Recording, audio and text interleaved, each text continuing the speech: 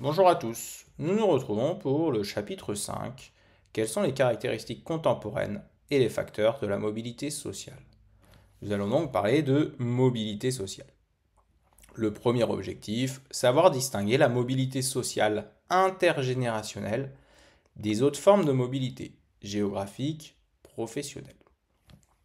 Au sens strict, la mobilité désigne un corps en mouvement.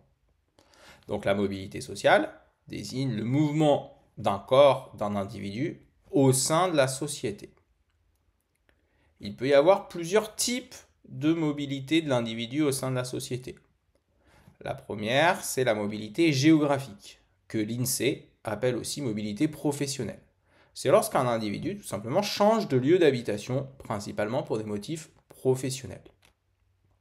J'habite à Paris, je suis muté à Toulouse, je pars vivre à Toulouse, c'est une mobilité géographique. Ensuite, on distingue la mobilité sociale intragénérationnelle d'intergénérationnelle. Intragénérationnelle signifie à l'intérieur d'une génération. Donc c'est la mobilité sociale d'un individu au cours de la vie.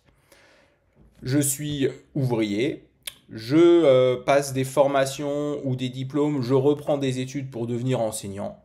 Je deviens enseignant, j'ai une mobilité intragénérationnelle. J'appartenais à la PCS ouvrier, j'ai arrêté, j'ai repris des études. Maintenant, j'appartiens à la PCS cadre.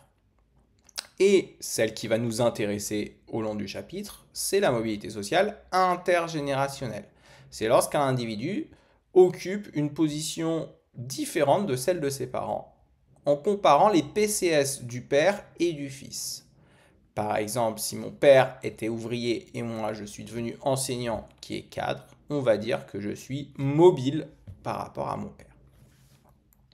Alors, cette mobilité intergénérationnelle, elle peut être caractérisée différemment.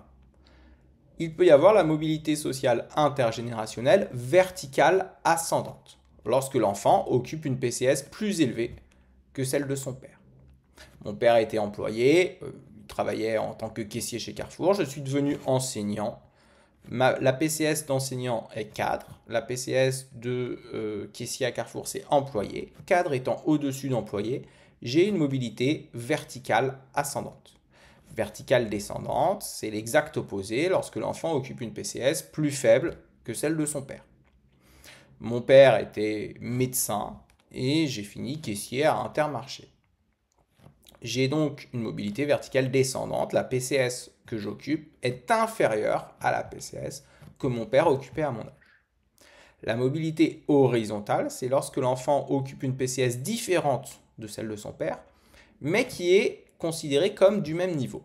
Pour cela, il n'y a que deux PCS qui sont considérés du même niveau, employé et ouvrier. Donc il y a deux cas de figure possibles de mobilité horizontale. L'enfant est employé et le père était ouvrier. L'enfant est ouvrier et le père était employé. Et enfin, ce qu'on appelle de l'immobilité sociale, ou plus généralement de la reproduction sociale, c'est lorsqu'il y a une absence de mobilité, lorsque l'enfant appartient à la même PCS que celle de son père. Pas besoin de faire le même métier, simplement ce sont deux métiers différents qui sont dans la même PCS, qui sont regroupés à l'intérieur d'une même PCS. Mon père était avocat, je suis médecin.